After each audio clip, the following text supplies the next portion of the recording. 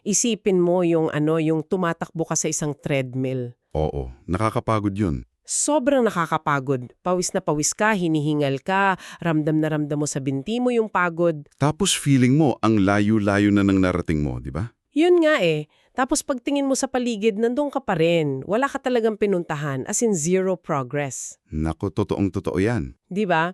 At ganyan na ganyan ang pakiramdam sa maraming organisasyon natin ngayon. Kahit sa personal na buhay nating mga sobrang abalang tao. So, sa malalimang talakayan nating ito ngayon, hihimayin natin yung isang napakagandang dokumento na ang title ay Why Most Missions Ministries Don't Work. And bago ninyo isipin na parlang ito sa mga church leaders o nasa ministry, teka lang. Oo, wait lang kayo. Kasi ikaw na nakikinig sa amin ngayon, kung ikaw ay may hawak na project sa opisina o nagpapatakbo ng negosyo o simpleng tao lang na pagod na sa dami ng inaasikaso. Yung tipong burnout na talaga. Tama, yung burnout. Pero pakiramdam mo, walang nangyayari. Para sa iyo, yung pag-uusapan natin. Kaya ang mission natin dito, alamin natin yung nakakagulat na katotohanan kung bakit yung pagiging palaging busy at pagkakaroon ng mabubuting intentions kasi mabuti naman talaga yung intent natin eh. Pero madalas nauuwi ito sa kawalan ng tunay na resulta. Isang napakahalagang paglalakbay itong gagawin natin. Kasi yung pinakamalaking pagkakamali ng maraming leaders o kahit sinong individual, ay yung nakasanay na pag-aakala na yung aktibidad ay automatic na equivalent sa epekto o yung impact. Ayun, activity equals impact. Akala natin ganon. Oo, akala natin kapag gumagalaw tayo, parang yung treadmill mo kanina, umuusad tayo. Pero kadalasan, isa lang itong napakalaking ilusyon na umuubos lang talaga sa oras at lakas natin. Okay, sige, himayin natin to ng mabuti. Kasi ang unang naiisip ko at sigurado akong naiisip din ng mga nakikinig sa atin ngayon, hindi ba mas okay na yung maraming ginagawa kesa sa nakatungganga ka lang? I mean, logically, parang ganun nga. Lalo na kung yung mga projects na to ay para sa mabuting layunin, di ba? Kung marami kang initiative sa opisina o sa community, parang kahit papano may natutulungan ka. Bakit naging masama ang pagiging busy? Alam mo, napakadaling mahulog sa ganyang pag-iisip. May konsepto dun sa source material natin na tinatawag na banal na pagod o yung exhaustion that feels holy. Banal na pagod, wow! Oo, nangyayari to kapag niluloko natin yung sarili natin na ang sukatan ng ating katapatan o dedication ay kung gaano tayo kapagod. So parang badge of honor, yung pagiging puyat at pagod? Exactly. Yung mga tao, nagkakaroon ng malaking kalituhan sa pagitan ng pagiging seryoso sa gawain yung sincerity kumpara sa pagkakaroon ng malinaw na estratehiya. May napakagandang linya dun sa text. Sabi niya, ang pag-aalaga ay hindi katumbas ng pagsasakatuparan. Caring is not the same as accomplishing. Yes. Pwede kang maging sobrang busy, mapagbigay at may malinis na intensyon, pero wala ka pa ring naaabot ng malalim na bunga. Grabe yung caring is not accomplishing. Ibig sabihin ba nito, pwede akong magpuyat gabi-gabi para sa isang cause, ibigay ko lahat ng pera ko, pero kung mali yung sistema ko, nag-aalaga lang ako pero wala akong nasosolusyonan? Yan yung malungkot na katotohanan doon. Upang mas ma-visualize natin, dinidescribe sa text na yung mga projects na puro galaw pero walang direksyon, parang parang isang ilog na umakamo sa pampang pero hindi kailanman nakarating sa dagat. Oh, kumalat lang yung tubig. Tama, nakakalat lang. Isipin mo yung energy ng rumaragas ang tubig. Ang dami, pero walang tiyak na destinasyon, walang direksyon. At ang nangyayari sa maraming orgs, patuloy silang nagdadagdag ng mga programa. Oo, pag may bagong issue, gawa agad ng komite. Ayun, bawat bagong problema sa lipunan o sa opisina, gawa ng task force. Kasi pakiramdam nila kapag hindi sila nagdagdag ng programa, ibig sabihin wala silang pakialam. Nakikita ko yan. Laging nangyayari yan. Tapos idadagdag lang ito sa mga dati nang inaasikaso ng mga tao. Walang inaalis. Wala talaga, patong-patong lang. Kaya tuloy ang daming na-stress. So kung patibong itong pagiging busy, bakit patuloy na nahuhulog dito yung mga matatalinong leader? Gusto kong ipasok yung ideya ng emosyon dito. Sige, paanong emosyon? Kasi parang Yung emosyon parang spark plug ng isang sasakyan. Maganda siyang pampaandar, magbibigay ng kuryente para mag-start yung makina, pero Pero hindi ito yung makina mismo. ayun, hindi ito yung magpapatakbo sa'yo sa isang mahabang biyahe, di ba? Tamang-tama yung analogy na yan. Kasi kung patuloy mong binapaandar yung spark plug gamit yung emosyon, tapos wala ka namang gasolina na siyang representasyon ng magandang estratehiya at sistema, masusunog lang yung makina mo. Titirik ka talaga sa kalsada. Oo, hindi ka aandar ng malayo. Ang nakakabilib dito sa text natin, ipinaliwanag niya yung malaking difference ng sentimento at mang stewardship o yung mabuting pamamahala. Ano yung pinagkaiba nila in practice? Kasi yung emosyon, yun yung madalas nagpapasimula sa atin eh. Nakakita tayo ng problema, naawa tayo, o nakaramdam tayo ng urgency. Gusto nating kumilos agad-agad. Right, gusto nating may gawin right then and there. Ang problema, nag-uumpisa kapag ginawa nating substitute sa strategy yung emosyon. Yung sentiment, nagtutulak sa atin na gumawa ng desisyon based sa kung ano yung nakakagaan ng konsensya sa sandaling yon. So para lang masabi natin sa sarili natin na okay, nakatulong ako? Eksakto. Imbes na isipin kung ano ba talaga yung makakalutas sa problema pang matagalan. Kaya pala, maraming nag-uumpisang projects na ang ingay-ingay sa umpisa. Lahat excited, lahat nagpo-post sa social media, tapos paglipas ng 3 buwan, Patay na yung project. oo, wala nang nagpapatakbo. Kasi naubos na yung emosyon. Ganito rin yung point ng source material nang magbigay siya ng isang nakakagulat na halimbawa. Tungkol ito sa buhay ni Jesus. Di kailanmang pinagkamalan ni Jesus na ang pangangailangan ng isang tao ay automatic na tungkulin o assignment niya. Wait, ulitin mo nga yan. Yung pangangailangan ay hindi automatic na assignment. Oo, isipin mo, nung panahon niya, napakaraming may sakit, napakaraming nagugutom at nangangailangan sa bawat bayan. Walang katapusan yung need, Totoo, kung emosyon lang, dapat hindi na siya natulog. di ba? Kung emosyon lang ang nagpatakbo sa kanya, baka inikot niya buong mundo ng walang pahinga para lang pagalingin lahat. Pero hindi iyon ang ginawa niya. Marunong siyang lumayo, mag-focus sa pangunahing misyon niya at tumanggi sa dikta ng emosyon ng nakararami. Wow, ang galing nun. Marunong siyang humindi. Kasi ang patuloy na pagsasabi ng oo sa bawat problema, hindi yan palaging katumbas ng pagsunod sa tamang layunin. Minsan ang pinakatamang hakbang ng isang leader ay ang humindi para maprotektahan yung mas malaking estratehiya.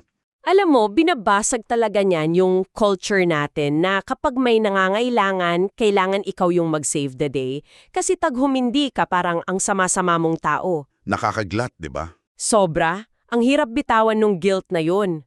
Pero napakalaking realization na ang need ng iba ay hindi otomatikong utos para sa'yo. So ngayon, kung naintindihan na natin na hindi sapat na pundasyon ng emosyon, paano natin malalaman kung sira na yung sistema natin? Kailangan nating i-diagnose yung mga sintomas. O, Para sa iyo na nakikinig sa amin, isipin mo nasa isang napakalaking intersection ka sa syudad.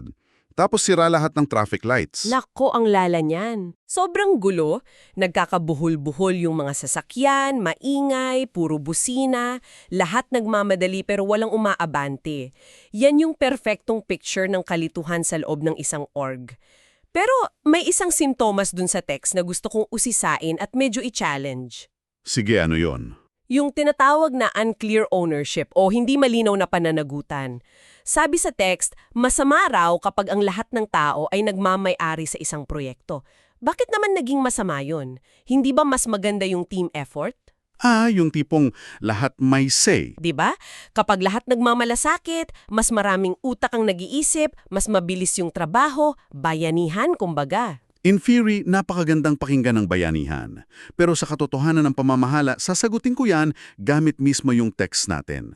Kapag pagmamay-ari ng lahat ng isang proyekto, walang sinuman ang tunay na nagmamay-ari nito. Meaning kapag lahat kami in charge, magtuturuan lang kami kapag may pumalpak? Hindi lang pagtuturuan sa palpak eh. Mas malala dyan, pagkaantala ng matatapang na desisyon. Kapag walang iisang taong in charge, walang may lakas ng loob na baguhin yung nakasanayan. Kasi baka may masaktan silang kasamahan. Exactly. Kasi baka may ma-offend sila na may sentiment dun sa lumang paraan. Walang gustong maging kontrabida na sumisira sa tradisyon ng grupo. Kaya ang ending, status quo. Naiiwang ganon. At kung sino yung may pinakamaingay na boses, yun yung nasusunod, hindi kung ano yung pinaka-strategic. Grabe, biktima tayo ng kompromiso para lang walang magaway. Bukod dyan, ano pa yung ibang sintomas na sira na yung sistema natin? Binanggit din yung fragmentation at maling paggamit ng volunteers, di ba? Oo, yung overprogramming at fragmentation, magkapatid dyan, madalas nalilito ang mga orgs sa pagiging visible kumpara sa pagiging efektibo. Yung tipong dapat may event lagi para mukhang active. Tama, akala nila pag puno ang kalendaryo, buhay na buhay ang grupo. Pero ang totoo, watak-watak na sila. Bawat department may kanya-anyong maliliit na misyon na hindi naman connected sa main goal. At ang pinakalungkot na simptomas dito, yung pag-underuse at maling pagpwesto sa mga tao. Paano nangyayari to? Sinasadya ba nilang ilagay sa maling pwesto yung mga tao? Hindi. Resulta ito ng pagmamadali. Nagbigay yung text ng example. Minsan, may tao ka na napakagaling sa admin work at details, pero dali may urgent need, inilagay mo siya sa caregiving. Na kailangan ng mataas na emotional capacity? Oo. Tapos yung taong likas na magaling sa pakikipagkapwa, siya naman ang binigyan mo ng mga logistika at gawaing papel. Ang ending, matinding burnout. Kaya pala maraming nagre-resign. Pagod sila hindi dahil marami silang ginagawa, kundi ginagawa nila yung mga bagay na wala sa strengths nila. At nakikita natin kung gaano kalala ito sa case study na tinalakay sa text, yung tungkol sa isang community na sobrang daming ginagawa. Ay, oo. Pwede mo bang kwento kung anong nangyari sa grupo na yon? Ito yung perfect picture ng banal na pagod. Gustong-gusto nilang makatulong, kaya pinatakbo nila ng sabay-sabay yung 4 na local na adikain, 3 global partners, 2 taunang malalaking biyahe, at may disaster relief fund pa sila. Wow, ang dami nun ah. Pag tiningnan mo sa papel, iisipin mo, ang sisipag ng maratawong to, parang nililigtas nila yung buong mundo. Pero kapag sinuri mo yung actual na epekto, dun lalabas yung problema. Dahil sobrang dami nilang sinusubukang saluhin, yung budget, yung oras at enerhiya ng grupo, nagka-piraso-piraso. Oo nga no, kung may 100 pesos ka at hinati mo sa 10 projects, tigsa 10 na lang sila. Exactly. Naging napakalawak nila, pero napakanipis. Ang conclusion ng pag-aaral, wala silang naibigay na malalim at pangmatagalang epekto kahit kanino. Walang buhay na tunay na nabago. Lahat pa imbabaw lang. Parang kumuha ka ng isang maliit na kutsara ng mantika, tapos ipinahid mo sa sobrang laking tinapay. Halos hindi mo na malasa yung mantika. Ang ganda nung analogy na yon. 'Di ba? At ang nakakalungkot, baka ganyan din yung nangyayari sa mga personal calendars natin. Masyado nating isinasabog yung sarilo natin. So, na-diagnose na natin yung sakit. Ano na yung solusyon? Paano aayusin? Dito napapasok yung pinakamahirap na hakbang, ang pruning. Ikaw na nakikinig sa atin. I-imagine mo nasa loob ka ng isang greenhouse. May bonsai tree sa harap mo. Para lumago ng maganda at matibay ang bonsai, kailangan mong kumuha ng gunting at putulin yung ilang buhay na sanga, kahit mukhang nakakapanhinalang. Hindi lang patay na dahon ang pinuputol mo dito? Hindi. Minsan yung buhay at malusog na sanga, kailangan mong putulin para maipon yung sustansya sa pinakamahalagang parte ng puno. At naghaharap ito ng isang napakabigat na tanong. Kaya mo bang itigil ang isang bagay na maganda para mabigyan ng space ang bagay na pinakamahalaga? Ang hirap niyan ha. Mahirap talaga. Ipinapaliwanag ng text natin na ang tunay na epektibong pamamahala ay nangangailangan ng lakas ng loob na patayin yung mga bagay na umaandar lang dahil sa nostalgia. Kapag hindi ka nag-prune, sasakali ng mga pwede na yung mga pinakamahalagang adikain mo. Magpapakatotoo ako ha. Sa papel ang galing yan. Pero in reality, paano kung yun puputulin mo ay tradisyon na 20 years na lang ginagawa? Magagalit yung mga tao. 'Di ba? Magkaka-backlash. Paano tayo pipili kung ano yung puputulin para hindi lang tayo nanghuhula? Magandang challenge yan para hindi tayo manghula, may framework yung text natin. 3 kategoryas para suriin ang anumang gawain. Sige, ano yung una? Una, yung strategic. Ito yung mga projects na may malinaw na layunin, may espesipikong tao na accountable at may nasusukat na resulta. Dito nagaganap yung tunay na pagbabago. Okay, so yan yung mga panalo talaga. Ano yung pangalawa? Pangalawa, ang symbolic. Ito yung mga gawaing pinapanatili para lang sa tradisyon. Nagpapahayag ito ng identity ng grupo pero walang malinaw na patunay na may epekto ito sa pangmatagalang misyon. Yung mga kasi ganyan na gawin natin dati pa. Tama. At ang pangatlo, yung uncertain. Mga bagay na baka mahalaga pero walang sapat na ebidensya kung gumagana ba talaga, hula-hula lang. Nako, ang linaw nun, strategic, symbolic, uncertain. Feeling ko yung pinakamahirap bitawan dyan, yung symbolic. Kasi andun nakatali yung emosyon ng tao paano daw ba ito dapat harapin? Ang mga symbolic na projects talaga ang pinakamapanganib. Pakiramdam natin nagtataksil tayo sa nakaraan kapag itinigil natin. Pero may napakatapang na utos yung text para makawala tayo dito. Ano yun? Pakinggan sana ito ng mabuti ng tagapakinig natin. Matapos mong suriin lahat, pumili lamang ng isang programa na aayusin mo o ititigil ng tuluyan. Wait, teka lang. Isa lang. Isa lang. Kung sira na yung buong sistema tapos ang dami-dami naming walang kwentang ginagawa, bakit isa nang? Parang napakabagal naman yata nun. Bakit hindi 5 sabay-sabay para malinis agad? Kasi psychology yan ng organizational change. Kapag sinubukan mong baguhin o patayin ng 10 tradisyon ng sabay-sabay, magkakaroon ng organizational shock at hinding resistance. Mag-aalsa sila kumbaga. Pero kapag pumili ka ng isa lang, tapos unti-unti mong pinutol na may maayos na paliwanag, ipinapakita mo na mas mahalaga ang paglago kaysa sa sentimento at hindi mo binubura ng biglaan yung identity nila. Ang galing ng insight na yon. Pinuputol mo yung isa para ipakita na pwede palang mag-ayos na hindi nagugunaw yung mundo nyo. Nakakahinga ka ng maluwag na okay, isa lang pala ang sisimulan ko. 'Di ba? Very manageable. Ngayon, alam na natin yung mentalidad, pero paano naman yung mga araw-araw na gagawin? Yung mga simpleng sagabal? Pwede mo bang bigyan yung nakikinig sa atin ng mga practical hacks na pwede nilang gawin agad bukas pag upo nila sa desk nila? Siyempre, kasi ang pagiging mabunga, nangangailangan yan ng masinop na sistema. Hindi yan aksidente. Una sa lahat, yung 2-minute rule para sa maliliit na gawain. Paborito ko yan. Paano nga ulit i-apply yan? Simple lang.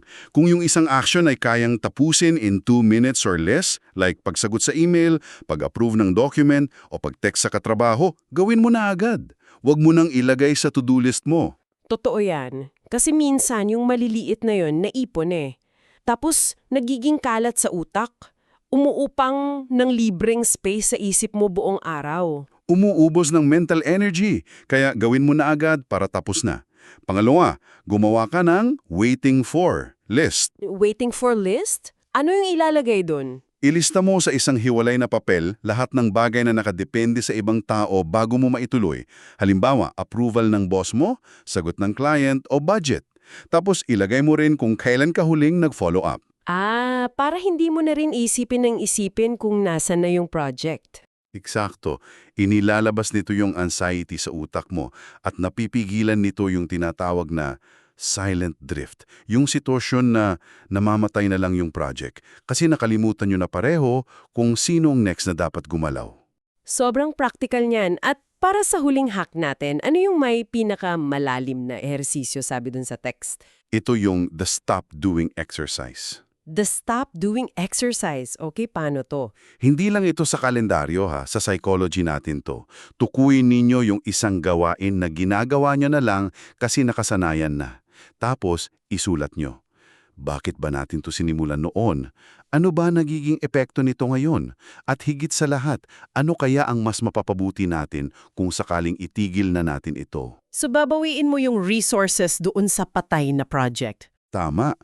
Kapag pinatay mo yung isang mediocre na project, nababawi mo agad yung oras, pera at emotional capacity ng mga tao para ibuhos dun sa top 10% na may malalim na epekto. Ang may planong pagpapatigil ay tanda ng pagiging mature ng isang leader. Ang pagpapatigil ay tanda ng pagiging mature? Grabe yung message na yun. Kaya ikaw na nakikinig sa amin ngayon, isipin mo ng mabuti to.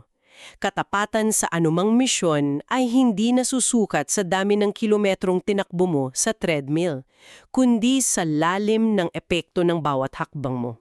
Kailangan natin palitan yung emosyon at pagmamadali ng malinaw na stewardship. Kasi ang labis na damdamin, gaano man kabuti, nakakaubos kapag walang strategy. Totoo yan. Ang kalinawan ng isip ay hindi kaaway ng pagiging mahabagin. Protektado pa nga nito yung habag natin para hindi masayang. Kaya huwag tayong matakot na kunin yung gunting at mag-prune ng mga sangang kumakain lang ng oras natin. Maraming salamat sa patuloy ninyong pag-aaral kasama namin. Pero bago tayo maghiwalay, may iiwan kaming kaisipan sa inyo. Isipin mo ito. Paano kung ang panghuling sukatan ng galing ng isang leader ay hindi nakikita sa dami ng bagong proyekto na kaya niyang simulan? Kundi sa kung gaano karaming minamahal na tradisyon ang meron siyang lakas ng loob na tapusin para magbigay daan sa tunay na kinabukasan. Hanggang sa muli nating malalimang talakayan, naway maging mabunga ang iyong araw.